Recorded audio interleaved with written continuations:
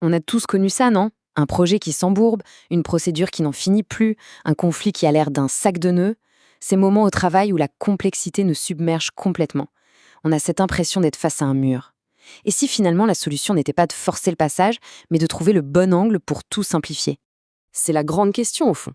Comment on fait pour transformer un sujet qui est dense, technique, en quelque chose de limpide, d'accessible, et même qui paraît évident à la fin? Eh bien, c'est le défi qu'on va relever ensemble. Alors, pour cette petite expérience, on a deux ingrédients sur la table. D'un côté, un guide méthodologique de l'ANAC, l'Agence nationale pour l'amélioration des conditions de travail. C'est du lourd, un document d'experts très dense sur la prévention des risques psychosociaux. Et de l'autre côté, un article beaucoup plus léger, très pratique, sur l'art de simplifier les choses. Notre mission, si on l'accepte, utiliser les astuces du second pour décortiquer le premier. Allez, c'est parti. Première technique, et c'est la base, prendre de la hauteur. Avant de se noyer dans les détails, on fait un grand pas en arrière, on dézoome pour avoir la vue d'ensemble. C'est quoi le but du jeu au final? De quoi parle-t-on vraiment? Cette citation, elle est parfaite pour ça. Bon, que ce soit vraiment Einstein qui l'ait dite ou pas, ça c'est un autre débat, mais l'idée est là. La vraie maîtrise d'un sujet, c'est d'être capable d'en extraire l'essence la plus pure. Alors faisons ça. Alors le cœur du réacteur, c'est quoi? En fait, la méthode ANACT, elle répond à un constat simple. Le travail a changé. Il est devenu plus intense, plus incertain, et tout ça, ça pèse sur notre santé mentale. La loi est claire, les entreprises doivent protéger leurs salariés. Cette méthode, c'est un mode d'emploi pour y arriver. Et l'idée centrale, vraiment, c'est la prévention. On agit avant que ça craque. C'est comme construire un bouclier, plutôt que de passer son temps à réparer les armures. Voilà, ça c'est la vue d'ensemble. Ok, une fois qu'on a le grand cadre, la deuxième étape, c'est de découper le monstre en petits morceaux. Un énorme problème, ça fait peur. Mais une série de petites étapes bien définies, tout de suite, ça devient beaucoup plus gérable. Et ce qui est génial, c'est que le guide de l'ANACT fait exactement ça. Il ne nous balance pas un pavé indigeste, non, il nous donne une feuille de route hyper claire en 5 étapes. On prépare, on évalue, on élabore un plan, on le met en œuvre et on évalue à nouveau. C'est une boucle. Chaque étape est une pièce du puzzle. Et d'un coup, le chemin paraît beaucoup moins intimidant. Souvent, au cœur d'un sujet complexe, il y a une idée maîtresse, une sorte de clé de voûte. Une fois qu'on a compris cette idée-là, tout le reste s'éclaire comme par magie.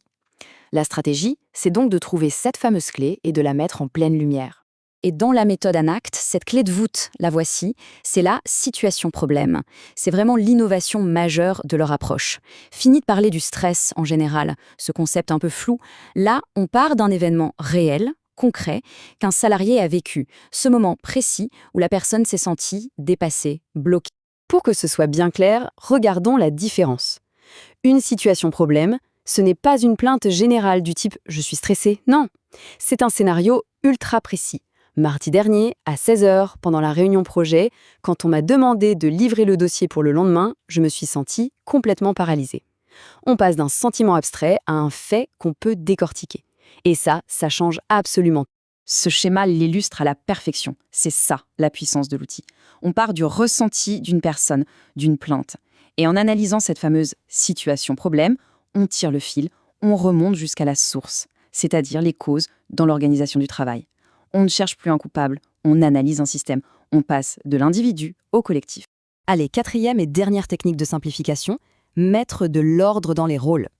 Dès qu'il y a plusieurs personnes impliquées dans un projet, ça peut vite devenir le chaos. Parfois, une simple liste, un tableau qui fait quoi, ça peut désamorcer des tonnes de malentendus et apporter une clarté incroyable. La méthode ANACT, elle implique pas mal de monde, et ça pourrait vite devenir confus, mais là encore, en posant les choses dans un tableau tout simple, tout devient limpide. L'employeur, c'est le pilote, le responsable légal. Les représentants du personnel sont des partenaires essentiels. Les salariés, ce sont les experts du terrain, c'est leur vécu qui compte. Et au milieu, un groupe de travail analyse tout ça. C'est clair, c'est net, chacun a sa place et les responsabilités sont bien définies. Et voilà, on arrive au point de convergence, le moment où nos deux sources, le guide super complexe et l'art de la simplification, se rencontrent et fusionnent. C'est ça, la grande révélation. La méthode ANACT, ce n'est pas seulement un sujet compliqué qu'on vient de simplifier, c'est elle-même, par nature, une machine à simplifier. Tout son génie est là. Prendre le grand brouillard du mal-être au travail, quelque chose d'angoissant et d'impalpable, et le transformer en petites briques concrètes, nos fameuses situations-problèmes, sur lesquelles on peut enfin agir. Ça nous amène à une double conclusion finalement. Face à un problème d'organisation complexe, la solution c'est un processus clair, comme celui de l'ANACT. Et face à un problème d'information complexe, La solution, c'est une explication claire exactement ce qu'on vient de faire ensemble en appliquant ces quelques techniques. Et pour finir, une petite question à méditer. La prochaine fois qu'on se retrouve face à un problème qui paraît insurmontable au boulot ou ailleurs, et si la toute première étape, ce n'était pas de se battre avec, mais simplement de se demander quelle est la meilleure façon de le simplifier.